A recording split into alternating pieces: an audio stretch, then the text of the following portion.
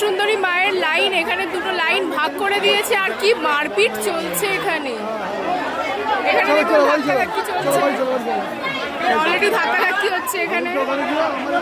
এখানে লোকজন ঝামেলা করছে, যে যার লাইনে পারছে ঢুকে যাচ্ছে। লাইনটা আপনাদেরকে দেখাচ্ছি।